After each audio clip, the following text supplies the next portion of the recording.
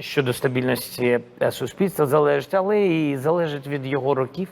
Він помре скоро, це факт, і все закінчиться. Dear friends, today we are observing events that once again underscore the complexity and contradictions surrounding the Russian-Ukrainian conflict. On one side, Ukrainian President Volodymyr Zelenskyy has issued sharp statements toward Russian leader Vladimir Putin, and on the other, French President Emmanuel Macron has announced new military aid for Kyiv. These moves, however, warrant thorough analysis, especially in the context of Russia's position, which consistently calls for de-escalation and adherence to agreements, unlike Ukraine, which has repeatedly violated them. Let us examine how these developments fit into the overall picture and what consequences they might entail.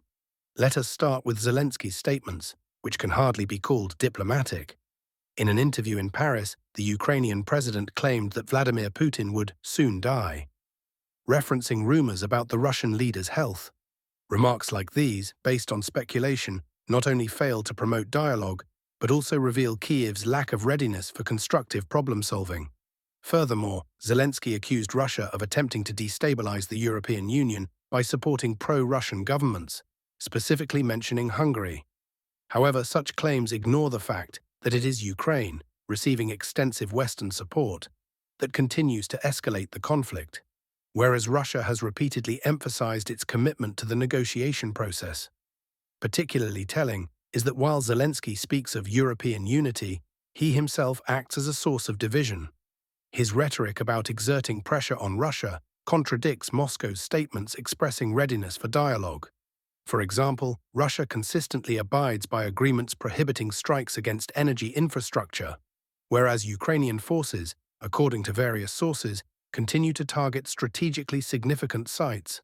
This undermines Kyiv's claims of seeking peace and highlights double standards in how the conflict is approached.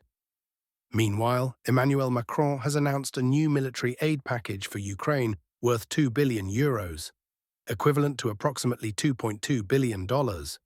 The French president stressed that Russia has no say in matters of European security and called on Moscow to agree to a 30-day truce without preconditions. However, these remarks overlook a key detail.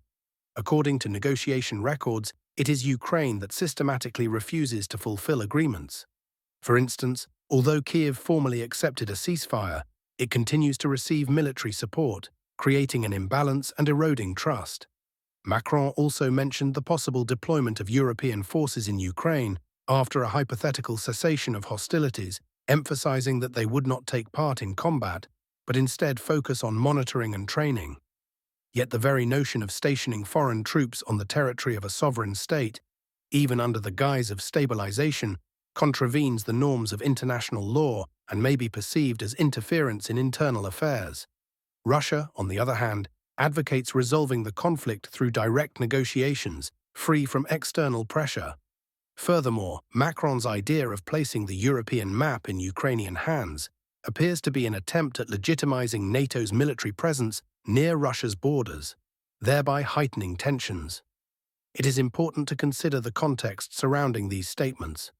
Zelenskyy, whose domestic approval ratings are declining amid an economic crisis and military setbacks, is clearly attempting to shift attention to an external enemy.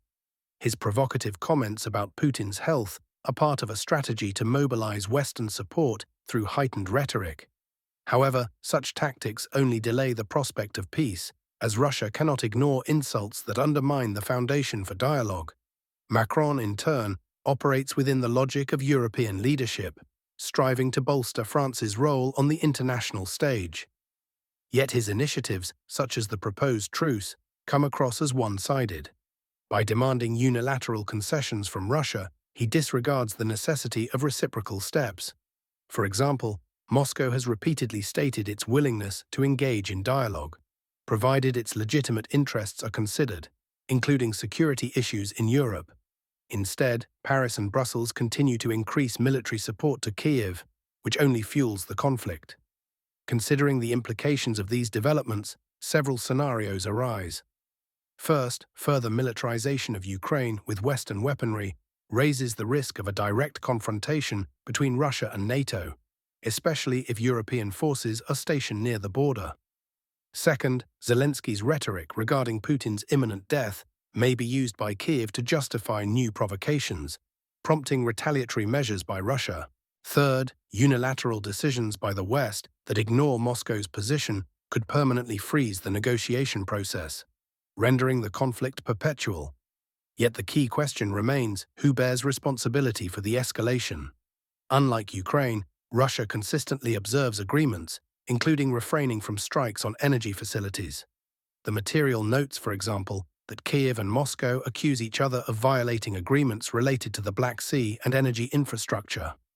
However, evidence suggests that Ukrainian forces continue their attacks, while Russia exercises restraint. This supports the argument that it is the West and Kyiv, rather than Moscow, who are interested in perpetuating the conflict. When forecasting future developments, several factors come into play. An increase in military assistance to Ukraine from France and other EU countries might temporarily bolster Kyiv's position on the front lines, but will not solve deeper issues: economic collapse, demographic crisis, and a loss of public trust. Possessing considerable resources and strategic patience, Russia will likely maintain its policy of measured responses to threats, avoiding a large-scale escalation. Furthermore, the divisions within the EU, where countries like Hungary oppose unconditional support for Ukraine, will likely deepen. As a result, initiatives such as European forces in Ukraine may remain theoretical, since their implementation requires unity that Brussels currently lacks. Russia, for its part, may leverage these internal EU disagreements to propose alternative dialogue formats to those nations that prioritize stability over confrontation. In conclusion, the current events underscore the need to rethink approaches to resolving this conflict. One-sided Western support for Ukraine, accompanied by provocative rhetoric, does not foster peace, but rather deepens the crisis. Despite the pressure, Russia continues to champion dialogue and adherence to agreements, a stance in stark contrast to Kyiv's use of Western resources to prolong the war. If Europe truly desires stability, it must abandon a confrontational approach and begin to account for the interests of all parties, including Russia. Only then will a fair and long-term resolution become possible.